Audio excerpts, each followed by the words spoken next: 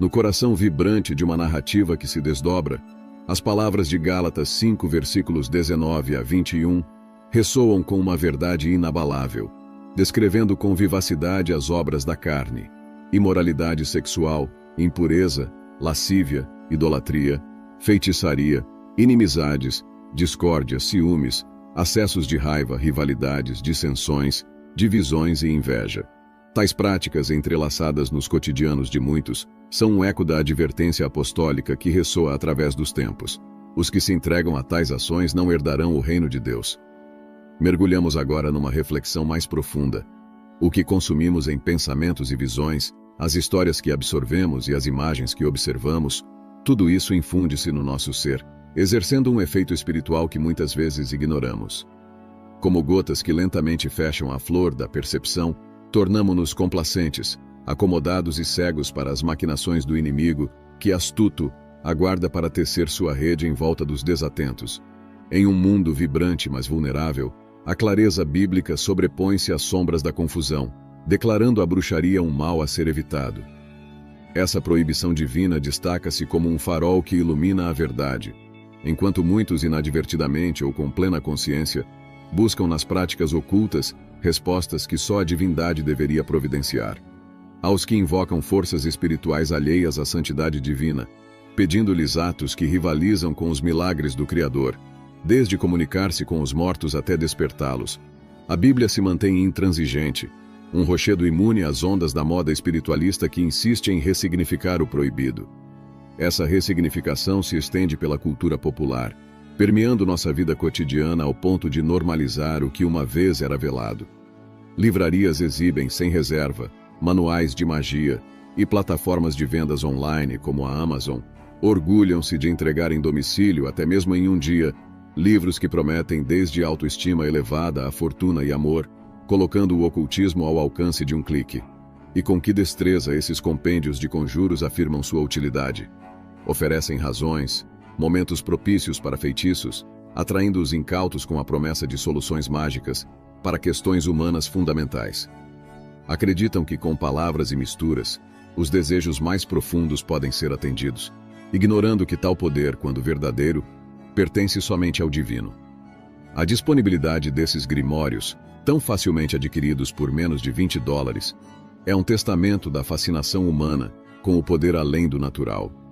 Mas o que se oferece como bênção camufla-se muitas vezes como uma porta para influências obscuras, potencialmente mais perigosas do que prometedoras. A infiltração da bruxaria na mídia não se detém nos livros. É um tema recorrente em filmes e séries de televisão, alguns baseando-se em práticas reais de bruxaria, outros em mundos fantásticos criados para encantamento e entretenimento. A autenticidade é tão buscada que produções como The Craft Legacy convidam bruxas reais para aconselhamento, tentando emprestar às suas cenas um verniz de realismo. O site cinemablend.com detalha como uma bruxa contribuiu para que o filme não apenas retratasse rituais, mas os realizasse com fidelidade. Sob a direção de Zoe Lister-Jones, magia e cinema entrelaçam-se numa dança ritualística, onde cada feitiço e cada círculo mágico aberto ou fechado no set reflete a crença na força e no poder do espiritual. Um jogo de realidade e ficção onde as fronteiras se desvanecem. E enquanto as câmeras capturam a encenação de um encanto, uma pergunta permanece suspensa no ar. Estará o entretenimento, na sua busca pela autenticidade, inadvertidamente convidando forças que melhor seriam deixadas em repouso? A história prossegue, tecendo uma tapeçaria de curiosidade e alerta, convidando-nos a discernir a realidade por trás das cortinas de fumaça do espetáculo moderno, enquanto as sombras do oculto se projetam sutilmente sobre o palco de nossas vidas. Em uma era onde a autenticidade é a joia da coroa cinematográfica, estúdios de cinema asseguram contratos que prometem não só autenticidade na retratação da bruxaria, mas também a garantia de que nenhum reino aberto será prejudicial àqueles no set e no filme. Este filme não está simplesmente brincando com uma bruxaria fingida, mas realmente envolvendo bruxas, convidando assim a um questionamento mais profundo. O que significa quando o opositor, dito na escritura como astuto, age à luz do dia? A obra em cena revela mais do que meros truques de mão ou ilusionismo digital. Desfila a prática da feitiçaria para que todos vejam, expondo suas artimanhas com uma franqueza que desafia a crença popular. Se compartilhar com amigos e familiares que bruxas de verdade influenciam magias reais em um filme, muitos poderiam rir, descartando a revelação como simples entretenimento, uma trivialidade a ser ignorada. De fato, milhões se deleitam com esses filmes, absorvendo suas narrativas sem perceber a influência que carregam. O adversário, segundo a narrativa bíblica, está de fato trabalhando em campo aberto, tomando lugar nas salas de estar e se infiltrando sutilmente na vida cotidiana através das telas. Então, diante desta constatação, somos chamados à oração e ao discernimento. Devemos suplicar ao Pai que nos conceda a vigilância contra o inimigo, que nos revista com a armadura da fé e da verdade, e invocar o poder redentor do sangue de Cristo sobre nós e nossas famílias, proclamando que nenhuma arma forjada contra nós prevalecerá, conforme a promessa em Isaías 54, versículo 17. Efésios 5, versículos 10 a 16 nos aconselha a discernir o que é agradável ao Senhor, evitando participar dos atos infrutíferos das trevas e, em vez disso, expô-los. O apóstolo Paulo nos adverte que é vergonhoso até mesmo mencionar o que os ímpios fazem em segredo, mas afirma que tudo é exposto pela luz e se torna visível por ela. O desafio então é viver não como insensatos, mas como sábios, aproveitando cada oportunidade nestes dias maus.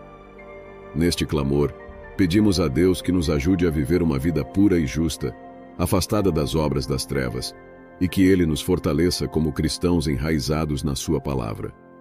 Na corrida da fé, imploramos por força para repudiar e expor os prazeres vãos do mal, e para que a Sua luz brilhe sobre nós, expondo e eliminando toda maldade. Em Lucas 11, versículos 34 e 35, é dito que o olho é a lâmpada do corpo, e que se os olhos forem bons, o corpo inteiro estará cheio de luz. E assim juntamos nossas vozes em oração, pedindo proteção para nossos olhos e ouvidos contra todo o mal. Rogamos pela graça de superar as tentações e pelos meios para desmantelar as ciladas do diabo. Reconhecemos que se dependesse de nossa própria força e sabedoria, falharíamos. Mas em nossa fraqueza, a força de Deus se aperfeiçoa. Nós dependemos dele e de sua força para correr esta corrida de fé, sabendo que, quando tropeçamos, ele está pronto para nos levantar e renovar nossas forças a cada dia.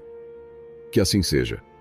Ó Senhor Jesus, clamamos para que nossos corações sejam preenchidos com a luz de Deus, que nosso comportamento, nossa conduta e ações reflitam sua bondade e misericórdia. Pai Celestial, tem piedade de nós por todas as vezes que fomos ingratos e desprezamos tuas bênçãos, por todas as vezes que não ouvimos o sábio conselho do Espírito Santo. Rogamos por sabedoria e por um coração repleto do temor de Deus, para que possamos viver de acordo com tua santa vontade. Em nome de Jesus, fazemos esta prece. Amém. É tempo de despertarmos para a maldade do mundo, e em Apocalipse 21, vislumbramos o novo céu e a nova terra prometidos aos que estão em Cristo, repletos de indescritível beleza. A palavra nos mostra claramente o destino daqueles que rejeitam a salvação. Apocalipse 21, versículo 8 adverte sobre o julgamento que espera os covardes, infiéis, abomináveis, assassinos, imorais, feiticeiros, idólatras e mentirosos. Um lago de fogo e enxofre, que representa a segunda morte. Esta é a realidade final para aqueles que não se arrependem e se voltam para Jesus. Ao examinarmos este mundo pela perspectiva bíblica, percebemos um padrão claro. Tudo aquilo que é santo e justo, conforme os preceitos de Deus, o mundo muitas vezes rejeita. Enquanto que aqueles cegados por Satanás vivem uma ilusão, não percebendo como o amor ao dinheiro impulsiona tantas coisas indignas. O dinheiro em si não é o problema. É a avareza que é condenada nas Escrituras. O amor ao dinheiro torna-se maléfico quando leva a ações antiéticas e imorais, quando se torna um ídolo, substituindo Deus e sua justiça no altar de nossos corações. Quando o dinheiro leva alguém a prejudicar outrem, ou a cometer injustiças para obter mais, ele se torna um ídolo. E quando alguém age de forma a conduzir outros ao pecado, seja em frente às câmeras ou em qualquer outro contexto, o dinheiro é, sem dúvida, transformado em ídolo. A versão amplificada de 2 Coríntios 4, versículos 13 e 4, nos avisa que, se o evangelho está oculto, é para aqueles que estão perecendo. Entre eles, O Deus deste século tem cegado os olhos dos incrédulos, impedindo-os de ver a luz iluminadora do Evangelho da glória de Cristo, que é a imagem de Deus. O adversário deseja que permaneçamos o mais distante possível de Cristo. Ele quer que permaneçamos cegos para a verdade, mesmo quando ela está bem à nossa frente. Quer que tratem a Deus como algo trivial, buscando-o apenas quando necessário e ignorando-o quando conveniente. É importante entendermos que, embora Satanás seja descrito como o Deus deste mundo, seu poder é limitado. Ele não é onipotente, onipresente ou onisciente. Ele atua dentro dos limites impostos por Deus, que é soberano e detém a palavra final sobre todas as coisas. Apocalipse 12, versículo 12 nos lembra que, enquanto devemos nos alegrar nos céus, há lamento na terra e no mar, pois o diabo desceu até nós com grande ira, sabendo que seu tempo é curto. À medida que percorremos a jornada da vida, envoltos nos afazeres cotidianos e na busca incessante pela satisfação de nossas necessidades terrenas, nos esquecemos, muitas vezes, da essência transcendental da nossa existência. No livro sagrado dos cristãos, a Bíblia, nos é oferecido um farol de sabedoria e uma janela para a verdade eterna, que transcende a matéria e o tempo. O texto bíblico de Hebreus 12, versículo 2. Olhando firmemente para o autor e consumador da fé, Jesus, o qual, em troca da alegria que lhe estava proposta, suportou a cruz, desprezando a ignomínia, e está assentado à destra do trono de Deus. Remete a uma dimensão de fé e perseverança que desafia toda a adversidade e tentação mundana. Esta passagem nos exorta a fixar nossos olhares em Jesus, o pilar e o propósito da fé, que suportou o maior dos sofrimentos com a perspectiva da alegria celeste que estava à sua frente. Neste mundo tumultuado por conflitos e seduções materiais, onde a imagem de sucesso muitas vezes é pintada com as tintas da prosperidade financeira e do prazer efêmero, é fácil cair na armadilha do consumismo e do imediatismo. A Bíblia, contudo, nos adverte contra a idolatria ao dinheiro, aquela paixão avassaladora que pode nos desviar do caminho da retidão e da virtude. Como o apóstolo Paulo escreve em sua primeira carta a Timóteo, no capítulo 6, versículo 10. Pois o amor ao dinheiro é a raiz de todos os tipos de males. Esta admoestação não é um ataque à prosperidade, mas um alerta contra a corrupção da alma pela cobiça desenfreada. A influência do Deus deste século, conforme mencionado em 2 Coríntios 4, versículo 4, é insidiosa e se manifesta de formas que vão desde a pornografia online, que representa uma proporção alarmante do conteúdo na web, segundo a organização Covenant Eyes, até a manipulação da informação e a invasão da privacidade para fins lucrativos. Satanás, como é referido nesse contexto, procura cegar as mentes dos incrédulos para mantê-los distantes da luz esclarecedora do Evangelho. No entanto, os cristãos são chamados a ser a luz do mundo, testemunhas da verdade e do amor de Cristo, influenciando positivamente o meio em que vivem. Em contrapartida ao mundo sombrio que o Apocalipse 21 e Gálatas 5 versículos 19 a 21 nos pintam, onde aqueles que praticam a imoralidade, idolatria e feitiçaria não herdarão o reino de Deus. Somos instados a buscar uma vida cheia do Espírito Santo, uma vida que resiste às seduções terrenas e se alinha com os valores divinos. Assim, ao nutrirmos nosso espírito com a palavra e com a oração, não somente nos blindamos contra os enganos do inimigo, mas também nos tornamos instrumentos de Deus para a transformação do mundo. Que a narrativa de nossas vidas seja rica de momentos em que refletimos a luz divina em um mundo carente de esperança e verdade. Que cada ato nosso, impregnado de fé e amor, seja um verso de um poema celeste escrito para a glória de Deus. Que assim como Cristo possamos desdenhar a vergonha da cruz, as dificuldades e provações terrenas, com nossos olhos fitos na alegria que nos espera, não como uma promessa distante, mas como uma realidade viva que se manifesta a cada dia, através de nosso viver consciente e transformador.